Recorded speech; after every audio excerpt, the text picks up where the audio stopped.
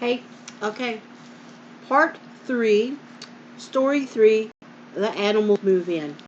That's what this is, and this is this Bible story. It's what I'm reading from. So, Part 3, Story 3, The Animals Move In. It is 112 year. Okay. It is. Some of these words get me all make confused. Ugh, I'm getting a little tired. Okay. It is the 120th year since Noah started building his ark.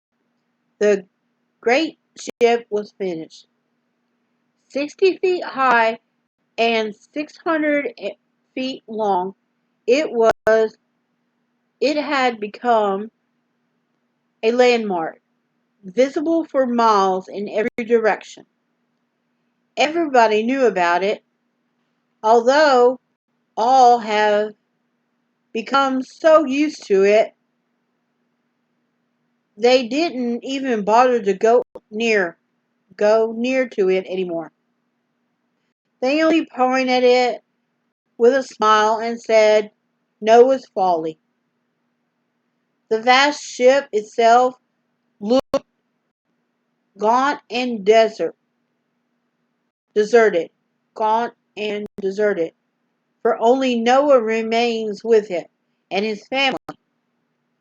All the hired men have left.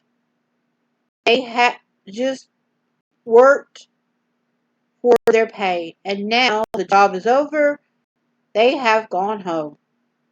They never really believed Noah's message.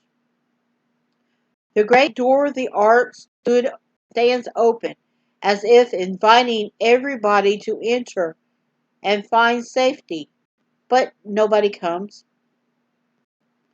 There's a strange silence everywhere, broken only by the sounds of the echoing feet as Noah and his sons walk through the empty vessel, making sure that it all is firm and strong and watertight.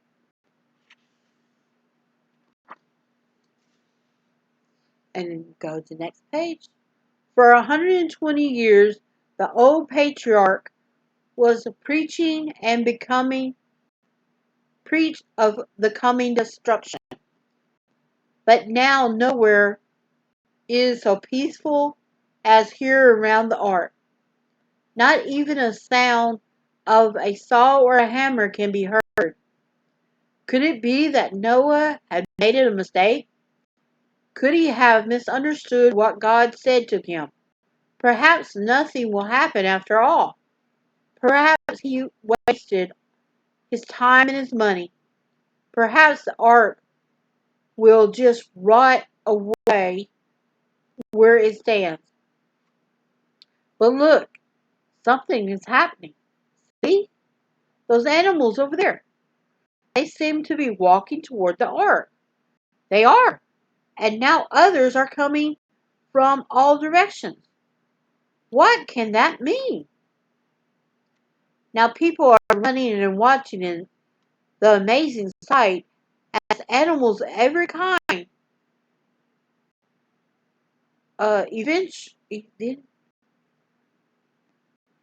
evidently guided by an invisible hand, made their way to the ark, climb up the ramp, and in through the open door.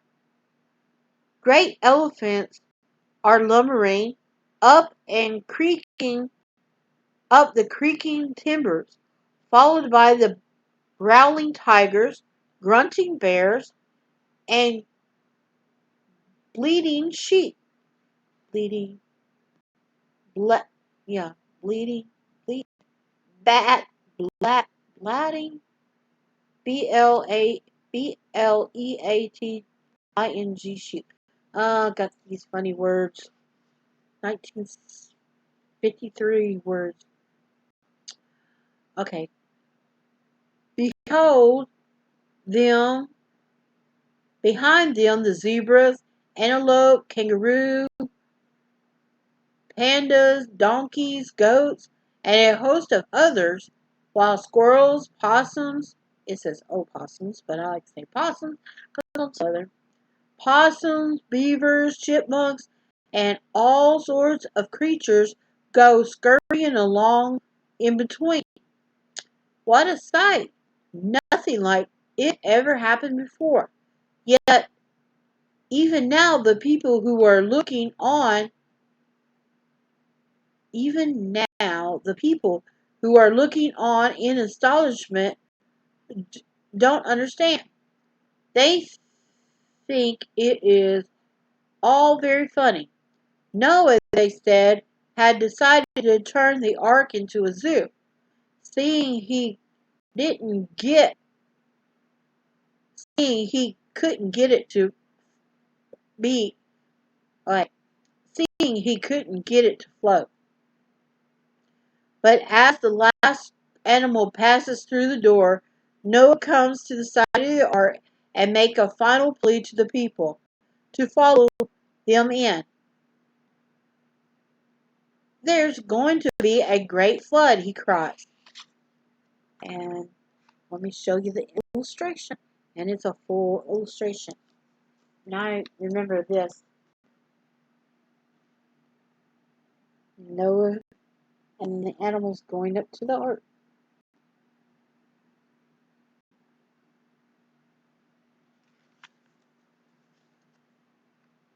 There's going to be a great flood, he cries. The whole world is about to be destroyed. That is why the animals have come. They understand. Come, come, before it is forever too late. But still, no one responds. Again, they laughed at him. Go live with your animals, they sneer as they return to their homes and their sins. Now God spake to Noah again. Come thou and all thy house into the ark, he says, for thee have I seen righteous before me in this generation. For yet 7 days, and I will cause it to rain upon the earth 40 days and 40 nights, and every living substance that I have made will be destroyed from off the face of the earth. There was nothing more to be done. The people had their chance. They had been given their warning, but they didn't care. Blind by sin, self-satisfaction,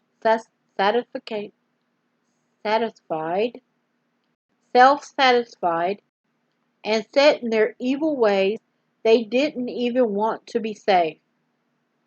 Their ears are deaf to God's message. So Noah leaves them, the Bible says.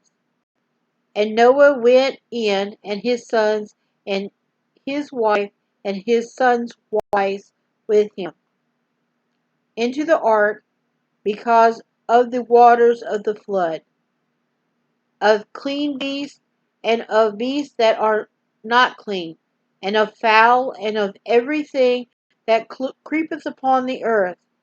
There went in two and two unto Noah's ark, the male, the female, as God commanded Noah.